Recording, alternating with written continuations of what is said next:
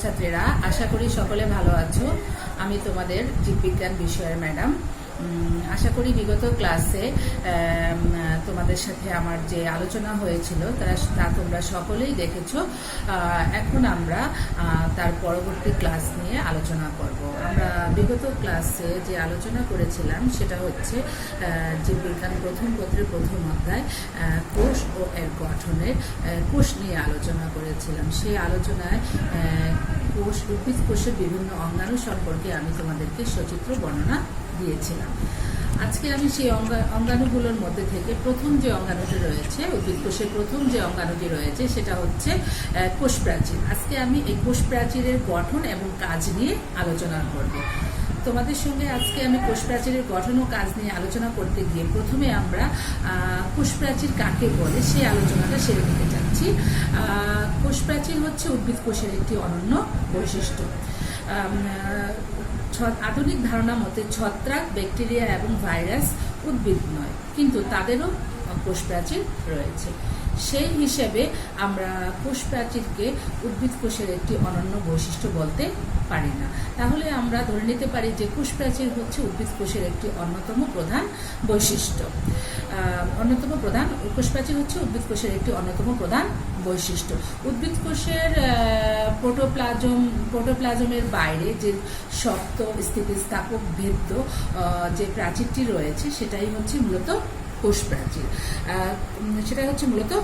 প্রাচীর। প্রাণী কোষ, পরাগরেণু এবং উদ্ভিদের জননাঙ্গে কোনো কোষ প্রাচীর থাকে না। আদি কোষে কোষ প্রাচীর থাকে।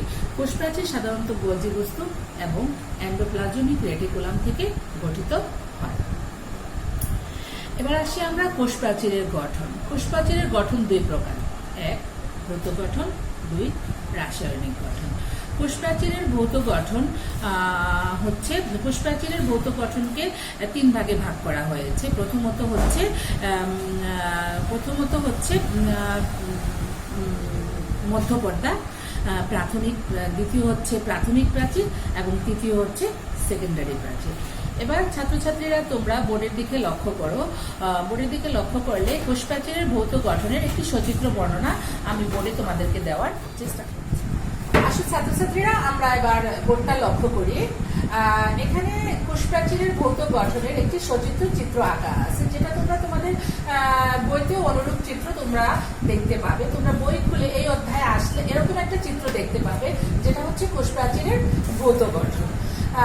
কোষ প্রাচীরের আমি আগেই বলেছি, কোষ প্রাচীরের ভৌত গঠনকে তিন ভাগে ভাগ করা হয়েছে: মধ্যপর্দা, প্রাথমিক প্রাচীর, সেকেন্ডারি প্রাচীর। মধ্যপর্দা হচ্ছে উদ্ভিদ কলার, এই যে মধ্যপর্দাটা দেখতে পাচ্ছ সেটি হচ্ছে উদ্ভিদ কলার সন্নিবেশিষ্ট দুটো কোষের মধ্যবর্তী, সাধারণত জেলের মতো যে পর্দাটা আমরা দেখতে পাই সেটাই হচ্ছে মধ্যপর্দা। মধ্যপর্দা হচ্ছে এক স্তর বিশিষ্ট। সাইটোপ্লাজম থেকে আসা ফেগোমোপ্লাস্ট ও গোলজি বডি থেকে আসা প্রোটিন জাতীয় ভেসিকল মিলিতভাবে এই মধ্যপর্দাটা গঠন করে।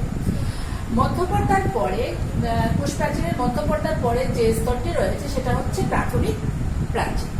মধ্যপর্দার দুই পাশে যে প্রাচীর গঠিত হয় তাকে আমরা প্রাথমিক প্রাচীর বলে থাকি। মধ্যপর্দার উপরে স্লেলুজ, হেমিস্লেলুজ, গ্লাইকোপ্রোটিন জমা হয়ে এই প্রাথমিক প্রাচীরটা তৈরি হয়। পাতার কোষে, ফলের কোষে, কর্টেক্সের কোষে শুধুমাত্র প্রাথমিক প্রাচীর থাকে।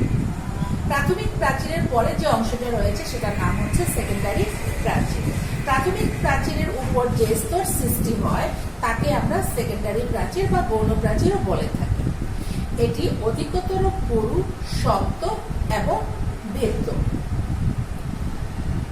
ভাজক কোষ এবং অধিক মাত্রায় বিপাকীয় অন্যান্য কোষ এটি তৈরি হয় না। শুধুমাত্র স্থায়ী কোষ যেমন ট্রাকিট, ভেসেল, ফাইবার ইত্যাদি কোষ থেকে এই সেকেন্ডারি প্রাচীরের সৃষ্টি হয়। সাধারণত সেলুলোজ, লিগনিন জমা হয়ে এই স্তর তৈরি হয়। সেকেন্ডারি প্রাচীরে পানি ও গ্যাসের জন্য অভেদ্য। কূপ এলাকা কোষ প্রাচীরের গর্তের ন্যায় অনেক পাতলা এলাকা দেখা যায়, এদেরকে কূপ বলে। কোষ প্রাচীরের অনেক স্থানে স্লেলুজের স্তর অনুপস্থিত থাকায় ক্ষুদ্র কূপের সৃষ্টি হয়। মুখোমুখি দুটো কূপের পিট পেয়ার এবং এই স্থানের মধ্যবর্তী পর্দাকে কূপ এলাকা এবং মধ্য পর্দাকে পিট মেমব্রেন বা এই মধ্যবর্তী এলাকাকে পিট মেমব্রেন বা কূপ পর্দা বলা হয়ে থাকে। তাহলে ছাত্রছাত্রীরা দেখতে পাচ্ছ কোষ প্রাচীরের ভৌত গঠনের মধ্যে মধ্য পর্দা, প্রাথমিক প্রাচীর, সেকেন্ডারি প্রাচীর, কূপ এলাকা এবং পিট মেমব্রেন রয়েছে। এই ভৌত গঠনের এই অংশটা তোমাদেরকে প্রাথমিকভাবে এই তিনটি ভাগে ভাগ করা হয়েছে। কোষ প্রাচীরের রাসায়নিক গঠন যদি আমরা বিশ্লেষণ করি তাহলে দেখতে পাবো যে কোষ প্রাচীরের রাসায়নিক গঠনে প্রজাতিভেদে ভিন্নতা রয়েছে। ছত্রাকের কোষ প্রাচীর কাইটিন দিয়ে গঠিত, শৈবালের কোষ প্রাচীর গ্লাইকোপ্রোটিন ও পলিস্যাকারাইড দিয়ে তৈরি, ব্যাকটেরিয়ার কোষ প্রাচীর লিপিড ও প্রোটিন জাতীয় পলিমার দিয়ে গঠিত হয়ে থাকে। উচ্চ শ্রেণীর উদ্ভিদে স্লেলুজ নির্মিত পলিস্যাকারাইড দিয়ে গঠিত হয়। স্লেলুজ ছাড়াও প্রাচীরের যে সকল কার্বোহাইড্রেট থাকে তাদের মধ্যে হেমিস্লেলুজ ও প্যাকাইটিনি প্রধান। এটা হচ্ছে মূলত কোষ প্রাচীরের রাসায়নিক গঠন। তাইলে দেখা যাচ্ছে যে কোষ প্রাচীরের রাসায়নিক গঠন কিন্তু প্রজাতিভেদে ভিন্ন ভিন্ন হয়ে থাকে। যেমন ছত্রাক প্রজাতির কোষ প্রাচীর ভিন্ন, শৈবাল প্রজাতির কোষ প্রাচীর ভিন্ন, ব্যাকটেরিয়ার প্রজাতির কোষ প্রাচীর ভিন্ন, উচ্চ শ্রেণীর উদ্ভিদের কোষ প্রাচীর ভিন্ন। তাই দেখা যাচ্ছে যে কোষ প্রাচীরের ভৌত গঠনের মিল থাকলেও রাসায়নিক গঠনের প্রজাতিভেদে বিভিন্ন ধরনের ভিন্নতা দেখা যায়। এবার আসি আমরা কোষ প্রাচীরের যে কাজ, আমরা এখন কোষ প্রাচীরের কাজ নিয়ে আলোচনা করব। কোষ প্রাচীরের কাজ হচ্ছে কোষ প্রাচীরের প্রধান কাজ হচ্ছে কোষ প্রাচীর কোষের নির্দিষ্ট সীমানা ও আকৃতি প্রদান করে থাকে। কোষের প্লাজমা পর্দা ও প্রোটোপ্লাজমের বাইরের আঘাত থেকে রক্ষা করে, কোষের দৃঢ়তা প্রদান এবং উদ্ভিদের কঙ্কাল গঠনে কাজ করে থাকে, কোষকে যান্ত্রিক শক্তি প্রদান করে, তারপর কোষগুলোকে পরস্পর থেকে পৃথক রাখে।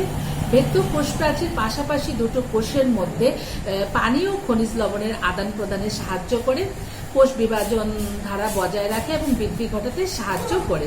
কোষ প্রাচীর উদ্ভিদ দেহে রোগ প্রতিরোধে সহায়তা করে। কোষ প্রাচীর শোষণ, প্রচ্ছেদন, সংবহন এবং ক্ষয়পূরণে গুরুত্বপূর্ণ ভূমিকা পালন করে। ছাত্রছাত্রীরা কোষ প্রাচীরের কাজটাকে আবার ভালোভাবে লক্ষ্য করো। কোষ প্রাচীরের কাজ যদি আমরা আলোচনা করি তাহলে 1 নম্বরে হচ্ছে কোষ প্রাচীর কোষকে নির্দিষ্ট আকৃতি প্রদান করে। 2 কোষ প্রাচীর কোষকে দৃঢ়তা প্রদান করে। 3 কোষে প্লাজমা পর্দা এবং প্রোটোপ্লাজমকে বাইরের আঘাত থেকে কোষ প্রাচীর রক্ষা করে। 4 কোষের যান্ত্রিক শক্তি প্রদান করে। 5 কোষ পাশাপাশি কোষগুলো পরস্পর থেকে পৃথক রাখে। 6 কোষ বিভাজন দ্বারা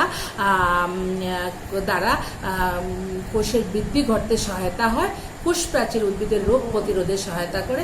এবং 7 নম্বরে কোষ প্রাচীর কোষের শোষণ, প্রচ্ছেদন, সংবহন ও ক্ষয় পূরণে গুরুত্বপূর্ণ ভূমিকা রাখে।